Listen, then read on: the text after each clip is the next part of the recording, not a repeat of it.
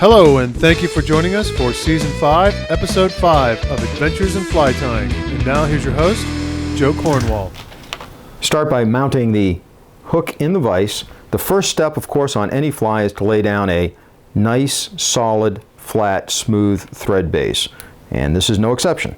So we're going to lay down this thread all the way back to a point right above the point of the hook. Clip off your excess. Now once again, we're not using the lead wire to weight this fly. We're using it so that it swims appropriately. So we're going to use this .015 or .020. We're only going to put on 5, 6, 7 wraps, something like that. Just enough so that you don't have to worry about this fly not breaking through the surface tension. We're really just counteracting the buoyancy of the deer hair that's used in the wing and allowing this fly to sink slowly and to swim slowly like a small sunfish really will. Build a small ramp of thread to the back of the lead. Bring your thread in front. Build a ramp in the front. That'll give you a smoothly tapered underbody.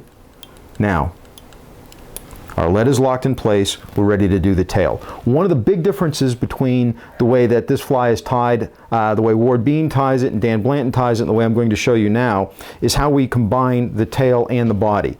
I've got about 8 strands of the Flashabou that I showed you. Instead of using a gold Flashabou and then going to a body braid or something else for a body, we're going to take these 8 strands, and I might use 10 if I was doing a size 6, fold them over so that they're halved, with all of the ends lining up. That's my tail. Now, that tail is going to be about the length of the body itself. So that's my tie-in point. Lock that in with 3 or 4 tight wraps of thread. Now, here's the secret part. Take the unused portion, fold it over, lock that in with 3 or 4 wraps, then advance your thread, leaving yourself plenty of room for the hackle and the wing, keeping in mind that you've got a 4-part wing. Twist that Flashabou and then begin to wrap that as part of the body. Now look at that. Isn't that beautiful? The body continues from the tail right through the body. You've got all these wonderful facets from the way that this is wrapped. It continues the color, really variegated, very much an imitation of a baby pumpkin seed. Tie off the end of that body material, giving myself plenty of room to form a neat thread head. And there you go. One easy step. Now, the next part gets just a little bit more complicated. As you can recall from the fly that we showed you at the very beginning, we've got a 2-part hackle that we're going to use here. We're going to start with green. So I'm going to tie in my green hackle, lock in the first of the 2 parts of the hackle, a few tight thread wraps, holding the hackle up, fold that hackle so it all comes out from one side. Now we're really only going to do about 3 wraps of this hackle. This is not a heavily hackled fly. This is just for color, a little bit of motion. So 2, 3 wraps is the extent of what I need of the green. Holding that up, lock that in place. Go ahead and clip away the excess.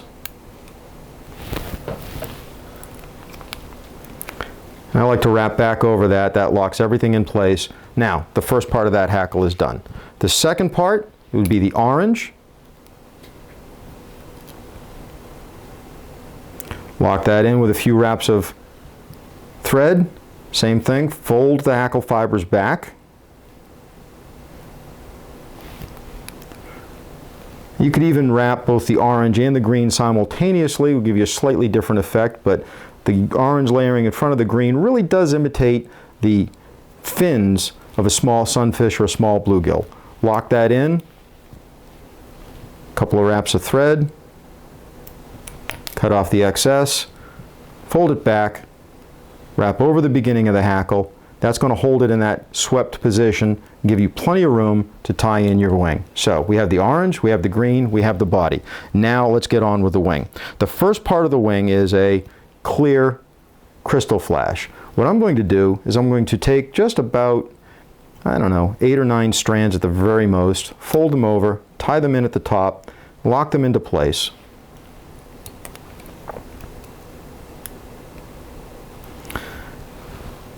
then I'm going to cut them, so that's going to give me my wing length. The wing length is about half the tail length, so just a short wing. You can see that it's pretty sparse.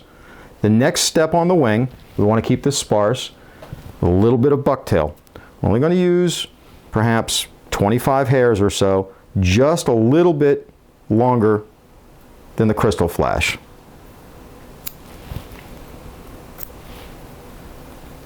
Loose pinch wrap, lock that in place, wrap down. You can see how you're going to need to use some thread control here, and as it is, we're already building up a pretty good sized thread head. Next step of the 4-part wing, a little bit of the Peacock Crystal Flash, same thing, about the same length as the green bucktail. Pinch wrap, lock that in with 3 turns, clip off the excess, and then the final portion of the wing is going to be the Peacock Herl. I'm going to use 8 or 10 herls. Peacock Herl's a wonderful material. A lot of natural sparkle, about the same length. You can see that the wing comes back about half the length of the tail. Right there, I'm going to lock that in. Pinch wrap, 2 or 3 wraps to lock that in. Clip off the excess material. Now, starting from the front of the eye, I'm going to wrap back over that material, forming a neat, if somewhat large, thread head, and that's okay. You've got a lot of material on here. So this head is not going to be like it is on a steelhead fly, where it's really tiny and petite. We're not using a fold back method like that. I'm going to use a whip finish at the end.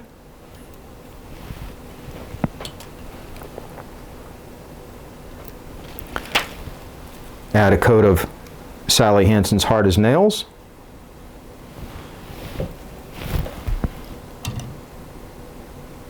And here's a little trick that I sometimes use when I'm doing streamer flies. And one of the things that I really hate is you get out on the water and you get a little bit of glue in the streamer hide. Take one of these pieces of Peacock that you've just used, put it up through the eye, just pull it through. That'll take any excess glue out of there and guarantee that'll never be locked up. Isn't that just a beautiful fly? Look at that. I love that pattern. It's the Fatal Attraction.